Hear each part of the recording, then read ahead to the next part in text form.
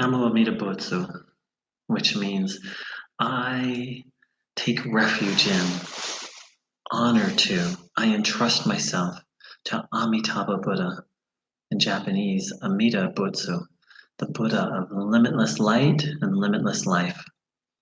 So this is going to be a very brief introduction to Shin Buddhism, a very specific school of Buddhism. And first of all, to place Shin Buddhism, we need to briefly talk about the three main schools of Buddhism. The first one is Theravada. Theravada is distinguished by its monastic approach and the claim that the only way to enlightenment is through renunciation of the world and a very strict meditative practice. The next school is Mahayana, which encompasses many traditions. And Mahayana opens the doorway a little bit and says that enlightenment is available to all.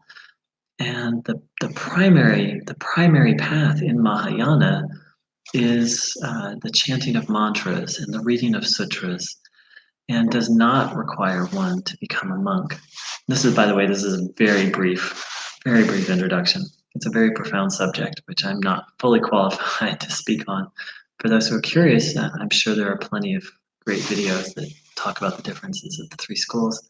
And the third school is Vajrayana Buddhism, which is what we think of as in the West as Tibetan Buddhism. Now, Tibetan Buddhism encompasses the first two schools and then adds the radical claim that in this very lifetime, it's possible to awaken through what could be called some very esoteric ritual practices called Tantra. So those are the three main schools of Buddhism, and a ridiculously short overview of them. And then so Shin Buddhism falls under the Mahayana path, that monkhood is not a prerequisite or even encouraged in the Shin Buddhist path. But so we have Theravada, Mahayana, and Vajrayana. Then in the Mahayana school, underneath that we have another sub-school, sub-denomination called Pure Land Buddhism. Now, Pure Land Buddhism is a very intriguing form of Buddhism in that, let's back up on one moment, and the primary goal, the goal of Buddhism is for us to attain Buddhahood.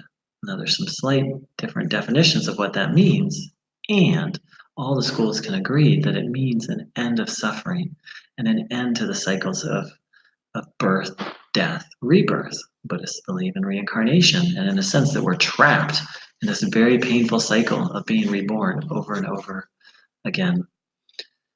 And in another sense, Buddhahood has to do with attaining a kind of perfection, which, according to the Mahayana school, is actually our true nature, is that we already have this perfection inside of us that's obscured. So in Pure Land Buddhism, and each of the schools, well, they might language it a little bit different, what the goal is. The goal is Buddhahood, and they might describe liberation or nirvana. And they might have slightly different emphases on languaging of what that looks like, but that is common to all the schools. And now in Pure Land Buddhism, which is again a form of Mahayana, the way to achieve this is through aspiration to rebirth in what's called a pure land. Now in Mahayana Buddhism, there is the idea of these celestial Buddhas, also sometimes called another kind of Buddha called Bodhisattvas, these beings that have attained spiritual stature that is literally unfathomable as human beings. Someone who's attained the state of a Bodhisattva can literally travel the universe with a thought and even be at multiple places in the same time. And so in Mahayana, the universe is full of Buddhas and Bodhisattvas and celestial beings who are literally seeking to help the countless number of beings achieve liberation. And one such being, Amitabha Buddha, has created what's called a Pure Land. And um, the Pure Land of Amitabha is not the only Pure Land in existence. Many, many different Buddhas and Bodhisattvas have created their own Pure Lands. So a Pure Land is a place that one goes after one leaves the body, what we think of as death. And each Pure Land has its own characteristics and virtues associated with it. Now, in Pure Land Buddhism, the idea is to attain Buddhahood through attaining rebirth into one of these Pure Lands. Now, how is this possible? Well, in Pure Land Buddhism, the idea is that a particular Buddha, Amitabha Buddha in the Sanskrit, in Japanese, Amida Butsu or Amida Buddha, has created a Pure Land that once one is born into that Pure Land, one will not ever fall out of it, and one will attain Buddhahood there. That's the general Pure Land view. Now, to us as Westerners, this might be like, well, what's the big deal? That sounds just like heaven. However, this is a radical claim within Buddhism, because again, keep in mind, in Buddhism, there's this idea that we're experiencing rebirth over and over and over, countless number of times. Many people who believe in rebirth think, oh, maybe I've been reborn 20 or 30 times. Whereas for Buddhists, it's more like, maybe I've been reborn 1,000,000, 1,000,000,000, 1,000,000,000,000 times. And we're caught in this very vicious cycle. So the idea that we could be reborn, and that next life could be our last, not the end of our existence, but the end of this cycle of birth, death, rebirth is very powerful and very potent in the Buddhist context. In our Western context, it doesn't make so much sense. And so Shin Buddhism really needs to be understood in the Buddhist context to be really grasped. So that's what Pure Land schools as a whole aspire to. People who are members of that school of Buddhism aspire to rebirth into the Pure Land of Amitabha, so that that will be their last, they can literally be liberated from the cycle of birth, death, rebirth. So there are many different types of Pure Land Buddhism, and Shin Buddhism is one very specific form that arose in Japan. So, within Pure Land Buddhism, Pure Land Buddhist schools, and again, there's many, many, many different schools. There's this, again, the aspiration is to be reborn into this Pure Land. But the question is, how? How does that happen? How can I achieve that? So most schools, depending on the school, there's this idea of our own effort to be born there, and the grace and the help of Amitabha Buddha for us to be born there. It's some mysterious combination that it seems to lean more towards our own efforts are that which will help us to be reborn there. However, Shin Buddhism offers a completely different answer, a radical answer, not only radical for all of Buddhism, but in a sense radical in the world religious sense. So the primary tenets of Shin Buddhism are the primary tenets of Buddhism, that we're on this evolutionary, we're on this very ongoing cycle of birth, death, rebirth over and over and over again, and we're seeking release from it. And we're seeking to become Buddhas, liberated beings who not only are liberated from this, but who can liberate others. That's the meaning of life, according to Buddhism. And Shin Buddhism says, and no one can achieve that on their own. It's a path of humility. Part of the reason for this is the idea of what's called a Buddha field. That part of how people achieve enlightenment in Buddhism is through the grace and assistance of a Buddha. And according to Shin Buddhism, the Buddha's influence has waned and is no longer sufficiently present here on this planet for people to attain enlightenment on their own. In fact, according to Shin Buddhism, people can't even really understand the Buddha's teachings anymore, much less practice them correctly, to actually achieve liberation. Now, we need to back up a moment because in the late 20th and the 21st century, for many people, Buddhism is more of a mental health program than a path to enlightenment, meaning many people who take up Buddhism aren't necessarily seeking to become Buddhas. They're not necessarily seeking to become liberated. In fact, many people who take up Buddhism don't even believe in reincarnation. They just see it as a way to achieve more inner peace. And that's not what Shin Buddhism offers at all or talks about. Shin Buddhism talks about Pure Land Buddhism and Shin Buddhism in general, Pure Land Buddhism in general and Shin Buddhism specifically, as an end to the cycle of birth, death, rebirth, through rebirth in the Pure Land.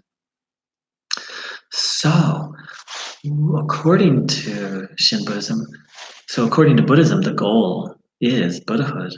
According to Shin Buddhism, we are not able to attain that on our own. That means we are stuck in this cycle, and we're not going to be able to free ourselves from it. So where does that leave us? Well, Shin Buddhism draws on a particular Buddhist sutra, which is a Buddhist scripture, in which one particular Buddha, one celestial being named Amitabha Buddha, or in Japanese, Amida Buddha, because this tradition originated in Japan, this particular form of Pure Land Buddhism. And in the scripture, Amitabha Buddha says, in essence, anyone who entrusts themselves to me and calls out my name, even as few as 10 times, will be reborn in the Pure Land. It's called the 18th vow, or the primal vow, and that's a very deep subject and not one I'll go into in this video. And so the idea is that our own efforts are insufficient, not only insufficient, in this day and age, impossible to free ourselves, to attain enlightenment. However, Amitabha Buddha has attained enlightenment. And so through becoming humble, through recognizing the goal of Buddhism, through becoming humble of recognizing our own complete inability to attain Buddhahood on our own, through cultivating faith in Amitabha Buddha, that he can free us and liberate us. If we take those first three propositions, then what in Shin Buddhism is called for is the complete renunciation of trying to save ourselves and completely entrusting ourselves to Amitabha, to liberate us. Now, in the Shin texts, it's claimed that when a person does that, when a person recognizes that they cannot, the goal of Buddhahood, and that they cannot attain that on their own, and they cultivate faith in Amitabha Buddha, and then they renounce their own attempts to attain Buddhahood and completely entrust themselves, that something very precious, very special happens. That the light of Amitabha literally reaches to that person and embraces them. For the rest of this life, this person has the sense that they are held and embraced by Amitabha, and has this sense of certainty that at the end of this lifetime, this will be their last lifetime in that cycle. And in the next lifetime, they will be reborn into Amitabha's Pure Land and become a Buddha there. This is called Shinjin, which is a Japanese, which can be translated many ways as the trusting heart, or the faith heart, or the faith mind.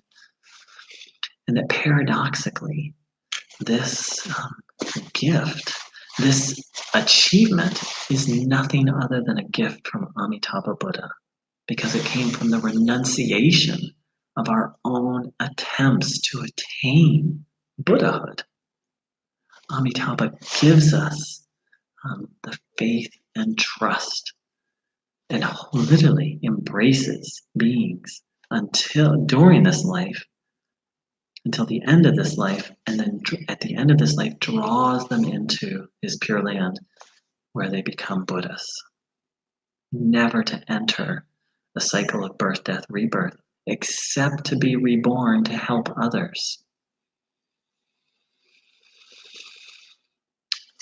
Shin Buddhism has been called the easy path, because it's not about our own efforts to attain Buddhahood.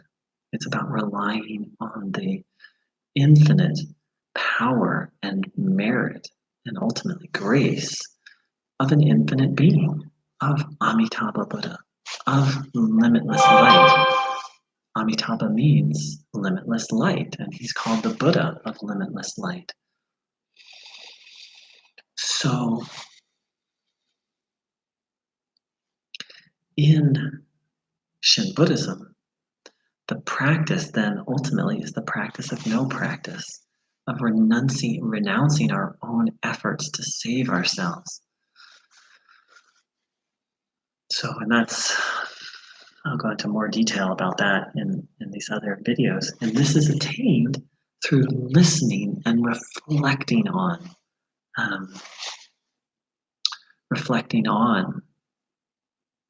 the Jodo Shinsu, the Shin Buddhist teachings, and also calling out the name of Amitabha Buddha, which in Japanese is Namo Amida Butsu. Now, before the moment of where one feels held and embraced by Amida Buddha, one says the name Namo Amida Butsu, not to save us, but to draw closer to Amitabha, to ask for help. In a sense, it's also a form of admitting that we need the help of Amida Buddha, that we're not able to save ourselves on our own. After that moment, one naturally then says Namo Amida Butsu for the rest of one's life, out of gratitude for being embraced by Amitabha Buddha, and out of gratitude for the certainty that at the end of this lifetime we will be held and embraced by Amida Buddha and experience rebirth in the Pure Land. So that's a very brief overview and introduction to Shin Buddhism, which also has other names: Jodo, Shinsu, Shinren Buddhism, and it's a form of Jodo Buddhism, which means Pure Land Buddhism. But it's a very specific form of Jodo, or Pure Land Buddhism. So thank you so much for watching. Feedback, questions, comments, very welcome. And Namo Amida Butsu. Thanks so much. And so for anyone interested in Shin Buddhism, I'll put a few links right underneath this video to videos I found very helpful on this topic. Thanks so much. Namo Amida Butsu.